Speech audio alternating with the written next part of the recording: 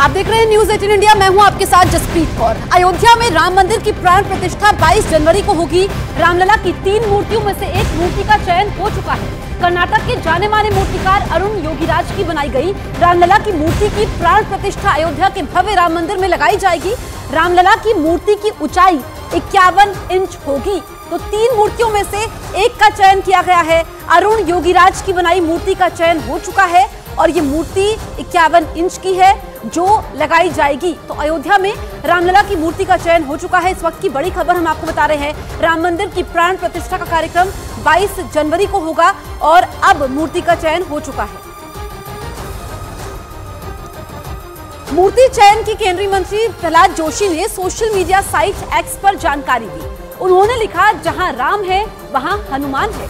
अयोध्या में भगवान राम की प्राण प्रतिष्ठा के लिए मूर्ति का चयन फाइनल हो चुका है। हमारे देश के फेमस मूर्तिकार हमारे गौरव योगीराज अरुण जी द्वारा बनाई गई भगवान राम की मूर्ति अयोध्या में स्थापित की जाएगी। ये राम हनुमान के अटूट रिश्ते का एक और उदाहरण है।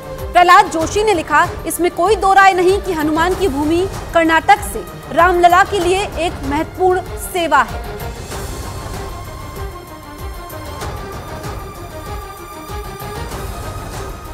अब आपको बताते हैं मूर्तिकार अरुण योगीराज कौन है। आपको उनके बारे में हम जानकारी देते हैं जिनकी मूर्ति का चयन हुआ है। 3 मूर्तियां थी जिसमें से 51 इंच की मूर्ति चुनी गई है। कर्नाटक के मैसूर के प्रसिद्ध मूर्तिकार हैं अरुण योगीराज। इन्हीं की मूर्ति का चयन हुआ है। अरुण योगीराज की उम्र 37 साल है। प्रसिद्ध मूर्तिकार योगीराज शिल्पी के बेटे हैं। इनके बारे में हम आपको जानकारी दे रहे हैं। अरुण योगीराज 5वीं पीढ़ी के मूर्तिकार हैं और 3 मूर्तियां थी जिनमें से एक का चयन होना था। 2008 में मैसूर विश्वविद्यालय से MBA किया है अरुण योगीराज ने। PM मोदी भी तारीफ कर चुके हैं इनकी, जिनकी मूर्ति का चयन हुआ है। अरुण योगीराज अब चर्चा में हैं। इन्हीं की मूर्ति का चयन हुआ है और कर्नाटक के रहने वाले हैं। इनके बारे में हम आपको बता रहे हैं। अरुण योगीराज की बनाई मूर्ति का चयन होने के बाद उनका परिवार बेहद खुश है, लेकिन आधिकारिक रूप से इसकी घोषणा नहीं होने के बाद संशय में है। आपको सुनाते हैं अरुण योगीराज की पत्नी ने क्या कहा। I didn't get any confirmation from my husband about the selection. Even he has not got any official statement from the trust about this selection.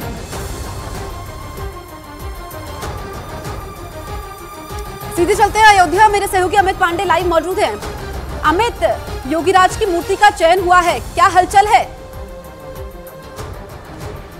जी बिल्कुल, देखिए यहाँ पर भी लोगों में एक उत्सव का माहौल है और एक खुशी का माहौल है। आखिरकार भगवान राम के जिस 5 वर्षीय रूप का चयन किया गया और क्यों महत्वपूर्ण आध्यात्मिक रूप से हम आपको बताते हैं, क्योंकि भगवान राम की जो बाल लीलाएं हैं वो बहुत ही ज्यादा राजा दशरथ और माँ कौशल्या समेत जो 3 रानियां थी उनको भाती थी। और जिस तरीके से वो चलते थे, जिस तरीके से वो कमर में करधनी लगाकर चलते थे, तो लोग जो आसपास की जनता थी वो देखती थी, मनमोहित होती थी। तो उसी का चयन किया गया था। अब ये पूरी की पूरी 5-6 महीनों की एक विस्तृत प्रक्रिया थी, जिसके बाद इस मूर्ति का चयन किया गया। हल्के सांवले रंग की होगी और विशिष्ट शैली में इसको तैयार किया गया। हम अरुण योगीराज से लगातार संपर्क करने की कोशिश कर रहे हैं और अभी उम्मीद है कि थोड़ी देर में वो हमसे बात भी करेंगे। लेकिन इस पूरी प्रक्रिया को जो अंजाम दिया गया है बेहद सावधानी से, आध्यात्मिक रीति रिवाज को ध्यान में रखकर और विशिष्ट भगवान राम के बाल काल के महत्व को दिखाते हुए ये पूरी प्रक्रिया पूरी की गई है। जी ठीक है अरुण, तो ये बता रहे हैं कि किस तरीके से किन किन बातों का ख्याल रखा गया है। अब आपको अरुण योगीराज की बनाई प्रसिद्ध मूर्तियों के बारे में बताते हैं। एक एक करके उन्होंने जो अभी तक मूर्तियां बनाई हैं उनके बारे में हम आपको बताते हैं कि अरुण योगीराज कौन थे, कौन हैं। 37 साल उनकी उम्र है। जिनकी मूर्ति का चयन हुआ है उनके बारे में हमने आपको बताया। अब उनकी बनाई गई मूर्तियों के बारे में हम आपको ग्राफिक्स के जरिए जानकारी देंगे। दरअसल अरुण योगीराज की बनाई प्रतिमा, अब देखिए, सुभाष चंद्र बोस की प्रतिमा बनाई है। 30 फीट इसकी ऊंचाई है। तो एक एक करके हम आपको बता रहे हैं जिस वजह से इनको चुना गया मूर्ति बनाने के लिए और आखिरकार इनकी मूर्ति का चयन हुआ है। आदि शंकराचार्य की मूर्ति 12 फीट की है। इसके अलावा बजरंगबली की मूर्ति इन्होंने बनाई है, 21 फीट की है ये। डॉक्टर बाबा साहेब आम्बेडकर की मूर्ति बनाई है अरुण योगीराज ने 12 फीट की। तो इससे पहले इन्होंने कौन कौन सी मूर्तियां बनाई हैं ये एक एक करके हम आपको जानकारी दे रहे हैं।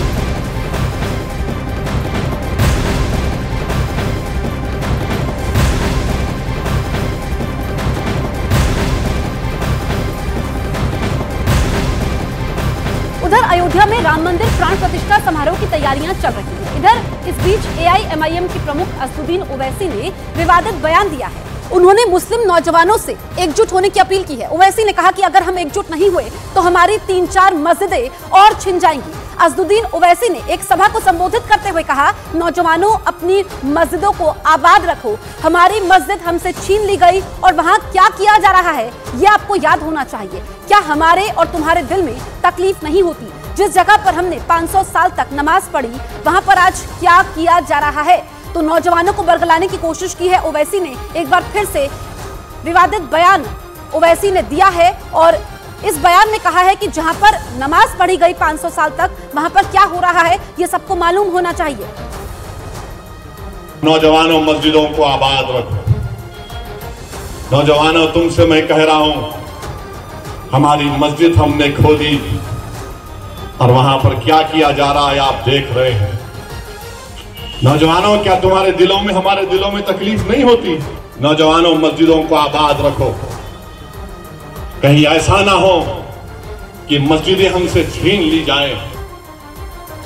ओवैसी के बयान पर बीजेपी ने निशाना साधा है। अमित मालवीय ने सोशल मीडिया पर लिखा कि असदुद्दीन ओवैसी वही कर रहे हैं जो वो सबसे अच्छा करते हैं, राम मंदिर के अभिषेक को सांप्रदायिक रंग देना। 2020 में सचिवालय के निर्माण के लिए हैदराबाद में 2 मस्जिदों, मस्जिद मोहम्मदी और मस्जिद हाशमी को ध्वस्त कर दिया गया था, लेकिन शहर से सांसद ओवैसी ने एक शब्द भी नहीं बोला, तब मस्जिदों की याद नहीं आई। ये अमित मालवीय ने ट्वीट किया है। तो उधर ओवैसी के बयान पर वीएचपी नेता विनोद बंसल ने पलटवार किया है। उन्होंने कहा कि जैसे जैसे भगवान राम के मंदिर की प्राण प्रतिष्ठा का समय नजदीक आ रहा है वैसे वैसे बाबरीवादी लोग भड़काने में लग गए हैं। जो न्यायालय ने आपको मस्जिद दी थी, जो जमीन आवंटित की थी, उस पर अभी एक ईंट तो लगा नहीं पाए आप। यहाँ जब भव्य मंदिर बन रहा है तो आपको पीड़ा हो रही है। अगर आपको नहीं चाहिए थी तो उसको सरेंडर कर देते। संपूर्ण भारत के मुसलमानों को बरगलाने, भड़काने और मुस्लिम यूथ को आतंकवाद की राह में धकेलने से बाज आइए। अब आपका राजनीतिक धरातल रसातल में जा चुका। ओवैसी के इस बयान पर कांग्रेस नेता राशिद अल्वी कहते हैं कि ऐसे बयान बीजेपी को मजबूत करने के लिए दिए जाते हैं। जाहिर है कांग्रेस एक बार फिर इशारा कर रही है कि एआईएमआईएम बीजेपी की बी पार्टी है।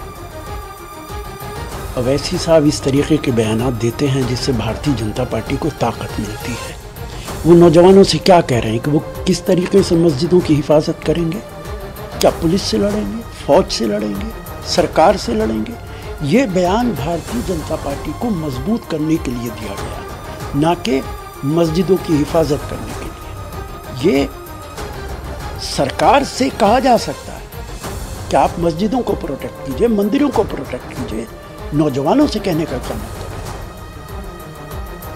तो अयोध्या में 22 जनवरी को भगवान श्री राम के भव्य मंदिर के उद्घाटन की तैयारियां जोरों पर है। मंदिर के उद्घाटन से पहले एक खबर सोशल मीडिया पर वायरल हो रही है। खबर प्रयागराज के 22 साल की अनामिका शर्मा के बारे में है। दरअसल अनामिका ने बैंकॉक में 13,000 फीट की ऊंचाई से छलांग लगाकर आसमान में जय श्री राम वाला झंडा लहराया है। अनामिका पहले भी स्काई डाइविंग करती रही हैं, लेकिन इस बार अनामिका की स्काई डाइविंग ने लोगों का ध्यान खींचा है। अनामिका के पिता अजय कुमार शर्मा इंडियन आर्मी से रिटायर्ड हैं। उनके पिता भी स्काई डाइविंग करते रहे हैं। पिता के इस कारनामे को देख अनामिका ने भी छोटी उम्र से स्काई डाइविंग शुरू कर दी थी। अनामिका की इस अनोखी उपलब्धि पर उनकी मां प्रियंका शर्मा काफी ज्यादा खुश है। उन्होंने कहा कि भगवान राम के नाम के झंडे के साथ बेटी ने 13,000 फीट की ऊंचाई से छलांग लगाकर सबको हैरान कर दिया है। ये सब भगवान श्री राम के आशीर्वाद से ही हुआ है।